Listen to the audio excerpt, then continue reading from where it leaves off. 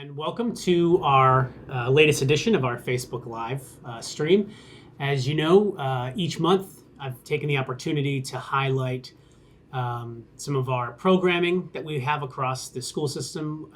We've had various leaders from our principals to our central office administrators here talking a little bit about the very good work that we're doing across the system.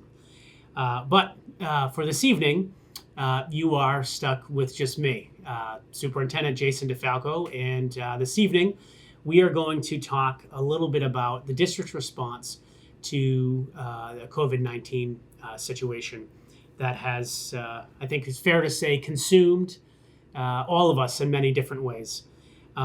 Before we get into any of the latest information and take some time to reflect back on the work we've done in the past 2 weeks, because it truly has already been that long, I do want this to feel more of a conversation. And so you can imagine that's a little bit tricky for me on my end because I am here solo, following our social distancing precautions and regulations.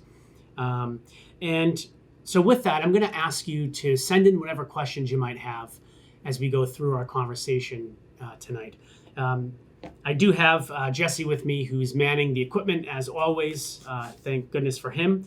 And we'll be texting any questions that come in. So if you see me looking down at my phone, just know that I'm looking at any questions that you all might be asking. I will say right up front that I don't have the answers to everything or to many things for that matter in terms of where we go next with some of the statutory pieces or the regulations around MCAS and testing and some of those other things. But I can certainly do my best to answer and share the information with everybody at home that I do have. But before we get into that, I think it's important to just acknowledge right up front that the last 2 weeks have really required all of us to think different, to work different, to live different, to play different, and enjoy, our leisurely time. And I think it's important to mention that right up front because I think all of us are kind of wrestling with that in our own unique way. Some people I have found are super flexible and just kind of rolling with the punches. For those of us who are planners, this can be hard because it doesn't fit into the little box that we like to put everything into. And so, I think as we continue to move forward as a school system and as a community of one, a district of one across our two towns, I think we need to give each other the latitude that we need to work through this in the pace that we need to. That being said, if you all remember, last year we did this big kind of push on kindness matters and making sure that we are all working very hard to be kind to one another. And our students all received kindness matters bracelets and staff. And I still actually see a lot of kids wearing them. And I just want to remind everybody of that, that as we're going through the next weeks, who knows, maybe longer, we need to stay focused on really treating each other with that kindness and respect and giving each other that latitude and that wiggle room that we need to work through, this time in our lives in the manner in which we need to.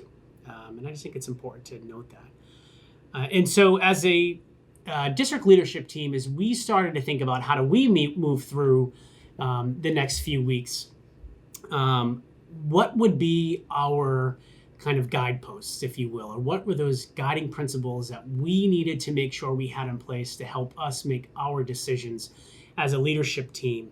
And so as you've seen from a variety of emails from me and communications, we have identified some of those. And I do want to take a minute to just read them and just share them with folks. And I typically don't read things out to the public or community, but I do think that these are really important. And I would like to take a moment and just read them to you. And because, we as a leadership team know that first and foremost, the health of our students, staff, and community must be our top priority. And so, yes, we're a school system. And yes, we are about teaching and learning and helping to grow the whole child. But we know that health and our actual physical well-being is the pinnacle of that. And so that is our top priority and what is really helping us kind of steer our decision making as we go through the next sum of weeks. The next guiding principle that we have established as a leadership team is to really continue to support students, families, and staff, to empower students through additional learning resources and enrichment opportunities with the utmost flexibility. And I just want to pause there for a minute. I think that this is a really important piece of our work. We are in a situation that, at least this generation, we have never found ourselves in before. And, you can imagine the stress that I go through when I have to call a snow day or a 2-hour delay. Never mind, we're going to be out of school for weeks at a time. What that will look like. And so part of that is because I look at this work oftentimes through the lens of a parent. I'm a dad, and I understand that parental perspective very much. And so I say that only to underscore this idea of flexibility. So we put learning plans in place 2 weeks ago that we got a lot of feedback on those learning plans from a variety of stakeholders, parents, kids, staff members, etc. This is too stringent, it's too rigid, we can't work within this structure, all the way to this structure is perfect, this is what my kid knows, this is what he or she and you are used to, this is working great, and a variety of things in between. My message was, and will continue to be for that matter, plug into the structure to the degree that you need to. If it's not enough, then let's beef it up. If it's too much, we can dial it back. And so that hasn't changed. We have adjusted our learning plans, as you know, because the principal sent updated learning plans out on Friday. And I heard from some parents that said pretty quickly, and in receiving those, what happened to the last plans, I liked it better. It was more structured. My child really thrives in that environment, and my kids really thrive in that environment. And my response to the parent was, well, then don't change that, right? We're still here. Don't change that. If you need your child to be in a very organized, structured setting, my own boys are at home. They're doing the online learning too. Our schedule is listed on the board. And while their teachers are only available to them a couple of hours a day because they're doing other pieces of work, we have a rigid schedule at home that includes, and get ready for it, lunch, snack, and recess twice a day, which I know sounds crazy, but my kids thrive in that. And so, that works great for them, but may not work for our neighbor, right? So I guess the point is that I'm trying to make is that, regardless of the structure that we're putting forward, we all need to be flexible in that. And so as a parent, if you need something different, please reach out and tell us. We're happy to work with you the best we can to accommodate that. But from the parental side, right, we chose this word empower intentionally because we want to empower our students. And in order to do that, we want our parents to feel empowered to set up whatever routine or structure works best for them. And please know that we're here to help you with that. By all means, as we're working through this in terms of the learning plans for the next few weeks, outreach at any time. The third guiding principle that we are really focusing our work around is that we all of us, our community, the responsibility to engage and to respond to this challenge. There is not one of us that does not have our piece in doing this right. I will tell you that in the first couple weeks, first week mainly of school being out, I did see a lot of kids around, just around town, walking around together, going to Dunkin' Donuts, walking down to the track at the high school. I haven't seen a lot of that. I really haven't. And that to me says that our parents are working really hard, our community is working really hard to adhere to these social separation provisions. And that's important because we all have to own a piece of that. I will tell you just today, as you know, we expanded our food distribution work, and we'll talk about that in a minute. You know, our volunteers had on face masks and gloves. And I know that that looked different, and it might have had a different feel to it. We had some cones put out to keep, you know, families back a certain number of feet from the bus so that we could make sure that our volunteers were staying safe. And so, you know, I say that only to note the fact that if we're going to do this, we got to be in it together. Tonight, I would love to have had our assistant superintendent and our director of learner services with me, tackling some of your questions should anything kind of bubble up, or the principals. I couldn't do that. Instead, it's me in here by myself, with obviously Jesse working the camera system in the office next door. But so we all are part of this work, and we have to be in it together. And the last guiding principle, and something that I feel very strongly about, is that we will get through this. This is another time that we will look back on, hopefully at some point, and say, you know, that was a pretty crazy situation, but we got through it together. So let me just jump into, we have our first question here, and it looks like, it's from a mother, Amy. My son and I are watching. A big shout out to his teacher, Mr. Fontaine, who's doing a great job with the online learning. So thanks for that, Amy. Yes, our teachers are working really, really hard. I am super proud of them. That actually was a really great segue. Amy, thank you for that. I have to say, you know, our staff are working really different and trying to be as creative and innovative and forward-thinking as possible, from reading stories and recording, you know, bedtime stories and putting them out there for kids to listen to doing Google Hangouts, to having FaceTime meetings, even something as simple as picking up the phone. I had a outside the school system counselor send me an email and just said, you know, Superintendent, I went to check in with my students that I work with at the middle school, and I was just totally blown away. At the end of the first week, the guidance counselor and adjustment counselor had already called all of them to check in with them at least once. And so that is tremendous. But the challenge I have for all of us is sustainability, right? So we know that we will be learning in this capacity till May 4th. That's a little over a month from now. So we have to look at this from the perspective of, this is a marathon, so to speak. It's not going to be a sprint. We're not going to be back into school next week. This is going to take some time. So we got to make sure that we keep up that energy and that innovation and forward thinking that we've seen so much from our teaching staff, from our support staff, from our principals, from our administrators, from our school committee. I have to tell you, this has really pulled together, and I don't believe that it would require something this significant to get this done, but this has really pulled together the entire community and of leaders and of teachers, of families, and so I could not be more proud to be leading the charge with such a strong team.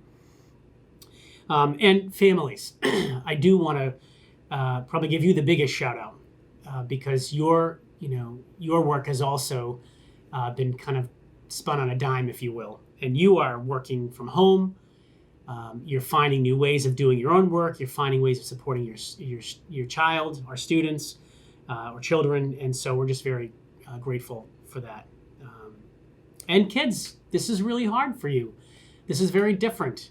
The novelty's kind of worn off, right? We're in week 3 now, and it doesn't help that it's March and it's gloomy, and we can't go out and play with a bunch of our friends, and all of our all of our spring sports have been put on hold. And so there's a lot that you're not able to do. But what I'd ask you to do is focus on those things that you can do and spend this time in thinking about how do I grow through this and strengthen myself as a young person so that when we can return to school, because we will absolutely return, what are some of those new strengths that I can bring forward with me?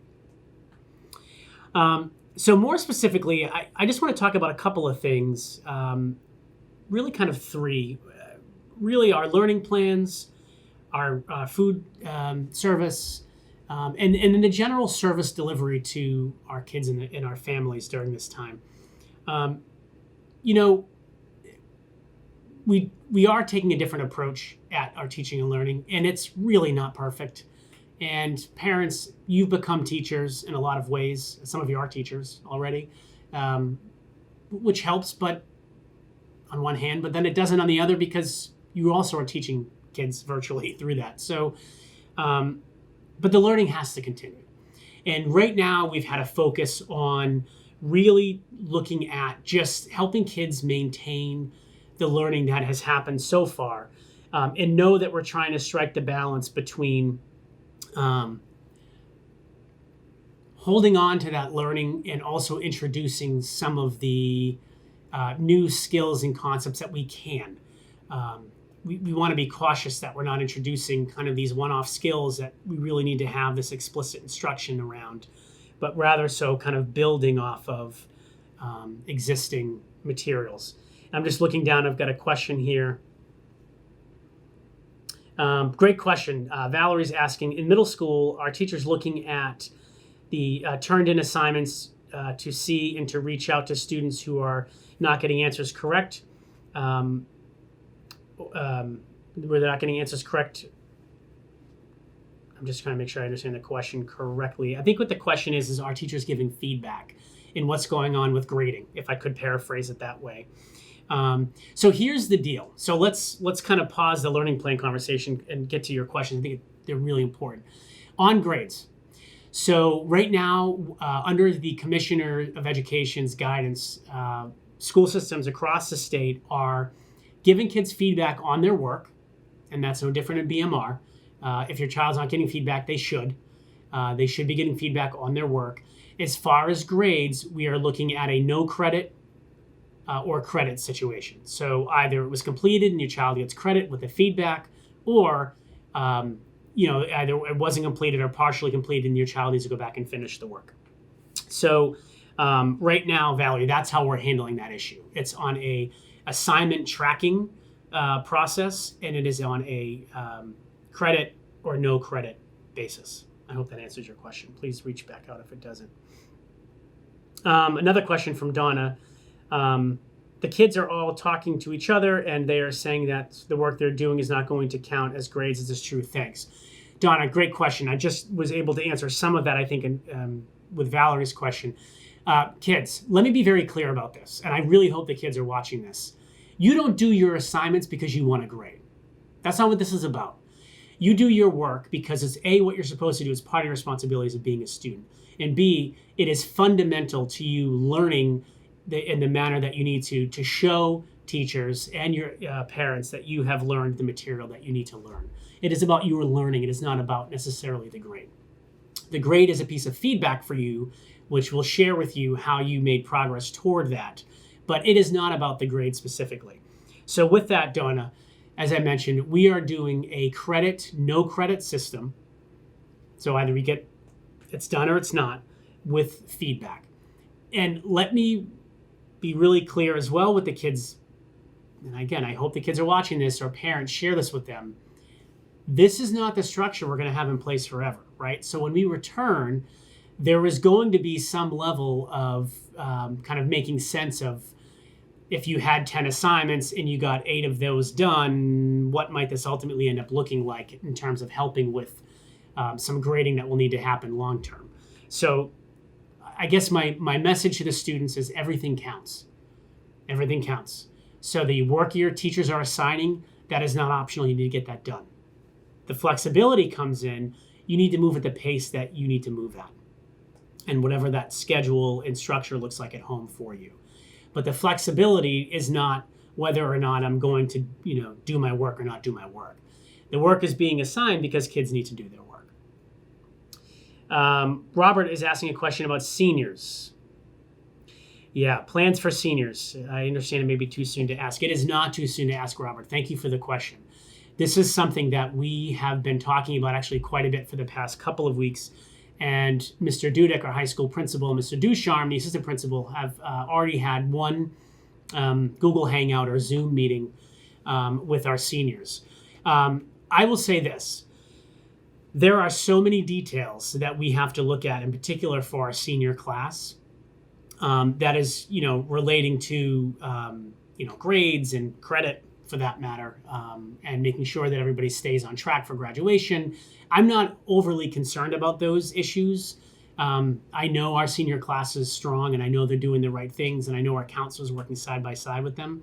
I know the bigger kind of wonder that the seniors have is kind of anchored around like the senior activities and senior events and all of those things. I will say that we have no interest in canceling anything for seniors, but might we need to reschedule the senior events and things? Absolutely. But I don't want our seniors worried about things like, will we have a graduation? Will we have a senior week and all the wonderful things, a senior trip? We will have those things. They might be in June. They might not be in June. We don't know yet. But I do not want our seniors worried that those things are going to be canceled. But they might be postponed. And we all have to be able to kind of accept that. We just might be celebrating all of their hard work and effort and graduation at a later date. But it's still too early to know that for sure. Pam, my fifth graders are wondering if we'll still have April school vacation. Great question. So the Commissioner of Education is actually going to be putting out an advisory to superintendents on that this week. So I will have some answers on that, I hope sooner than later, and be able to help families plan and prepare for whether we're going to have a April vacation or whether we're going to do something different. I think it's safe to say that we're taking on everything else pretty different right now from teaching and learning that could look different. But I'm going to wait for advisory from the Commissioner of Education before entering any kind of conversations with our teachers and school committee about that. And of course, our families. Keep the questions coming, by the way. These are great. So with that, we got another one. How can parents access the feedback separately from the students, like we did for grades on the portal, without bogging down teachers with emails? That is a really good question. I know as a parent, I can just share with you, Valerie and others, I've just been going into Aspen to look and see what my kids are doing and not doing.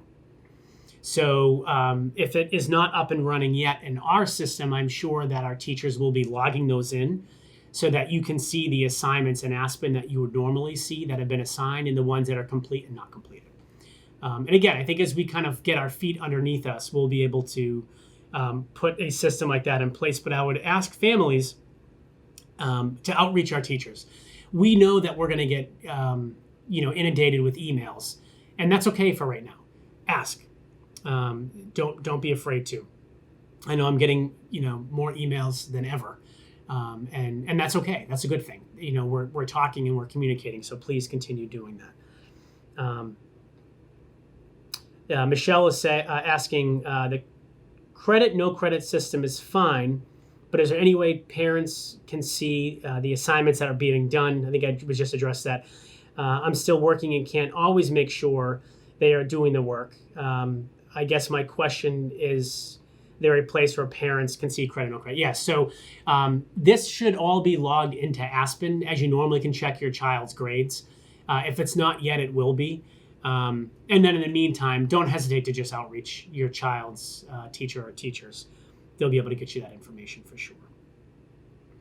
On the student services front, I do want to share with you that we have been providing some additional services to students who require those and need those. Our Director of Learner Support Services, Jill Pilagallarani, is working very closely with the teachers in all the buildings, our team chairs, and our service providers, whether it's speech or occupational therapy, physical therapy, to make sure that those services in some capacity are still in place. What I would say to you is expect those services to continue and to continue to get better.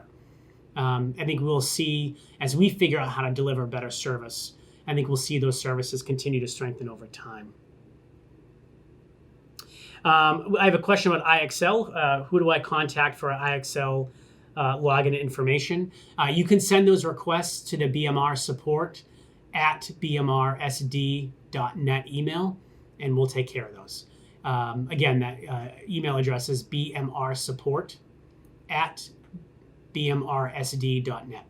And thank you to the parents that have been writing to those. I actually screen those, and we put that email in place because we get so many emails every day. I didn't want any parents' emails getting lost. And so that's been helpful, I think. And so please keep the questions coming. Megan, when can we pick up the next packet of paperwork for Millville Elementary School? I haven't received an email after filling out the survey. Those are coming. What we wanted to do was make sure a lot of our elementary schools are still doing hard copy packets, and some of the middle school students as well, which is okay. What I would ask is for parents to wait to hear from the principals. The teachers are in very small groups. As you can imagine, it was kind of a lot to organize to get them in groups of 5 or smaller, to get the next round of planning in place and materials in place for the elementary schools. We also needed to get gloves and face masks for the teachers and principal that will be delivering, or distributing is probably a better term, the packets as we do kind of the drive up as we did the last time system, or the walk-up system at the complex to get students next round of work.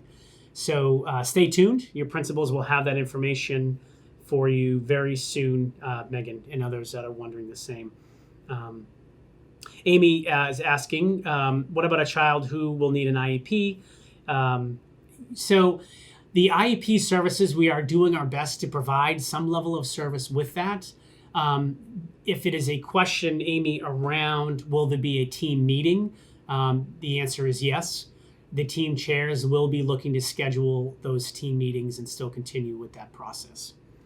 I hope that answered your question. So if you have a meeting scheduled, there will still be a meeting held in some capacity to keep the work going.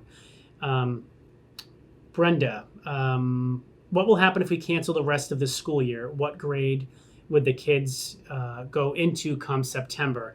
That is a great question, Brenda. I will say this. I don't have all the answers to this particular question, but I will tell you from my perspective, asking the children to complete an entire another school year because of a situation like this that occurs in the spring, that would be a very hard thing for me to agree to.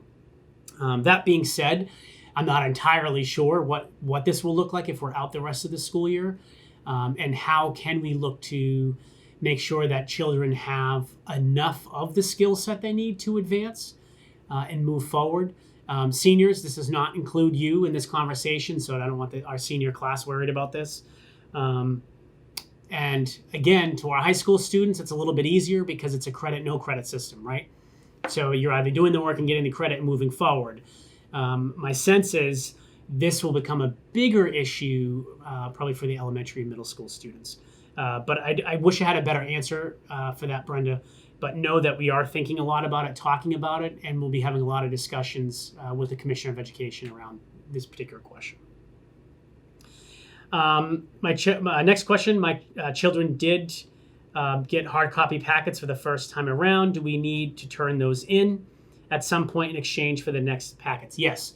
So I'm glad you asked that question. Parents, when you pick up the new packet, please drop off the completed work so that we can monitor that as well. Carrie is asking, what is happening with meetings and evaluations? My child turns 3 in April and her meeting wasn't able to happen yet. Any plans in place for those kids and parents in that situation? How can we get copies of the evaluation reports, etc.? Great question, Carrie. The answer is yes. All of that will be rescheduled, those meetings that have not been held. The initial guidance was to not move forward and hold those meetings. And so we were following guidance from the Department of Education on that. The guidance has since shifted. And so stay tuned to hear from the team chair that coordinates those services for that particular grade level. For your little one, it looks like, I think your child's 3. So those will be rescheduled, absolutely. Another question on special education. What happens if a child was at the start of being evaluated? What will happen to that process if the evaluation is incomplete and can't move forward due to the closure? We will have to find a way to complete that evaluation. On what timeline? I'm not entirely sure. Again, because of the social distancing pieces that are in place, I'm not entirely sure what that structure will look like or how that will happen, but it will happen. We cannot not continue with the evaluation process. Lauren is asking, will juniors and seniors have enough to still qualify and apply for colleges? Yes, Lauren. I do not want our juniors and seniors worried about that. This has impacted our entire country, from everything from AP, advanced placement scores, and and to SAT tests and prep classes. So yes, we will all be on the same page moving forward with that. And I don't want our juniors worried about that, or seniors for that matter, with that.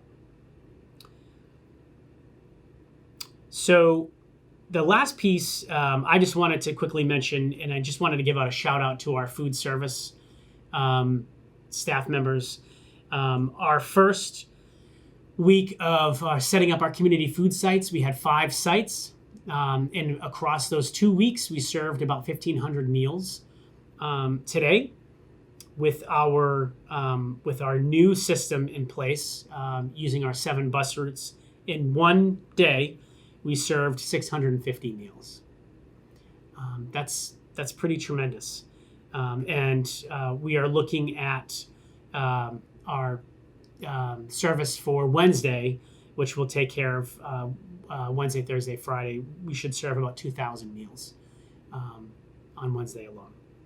So I just want to give a huge shout out to our food service staff that are coming in and working really diligently to make sure that we are able to care for our families in every way we can. And so with that, I want to be really respectful of everyone's time. We scheduled this for about 6:30. I'm not sure if there are any other questions. I don't see anything coming in, but I'll give folks another couple of seconds here before we wrap up. And again, I just want to thank everybody for their flexibility as we, learn a new way of providing instruction and learning opportunities for kids and student support services and meals and trying to take care of the whole child. And so with that, I'm not seeing any more questions, and we will wrap up. But one more question. But you can outreach me at any time, either through email, outreach our leadership team, our principals. You all have my cell phone number. The school phone numbers are being forwarded directly to principals, so you can call those main lines. And one more from Amy. Thank you for answering the question on evaluation and IEP. If the school is closed after May 4th,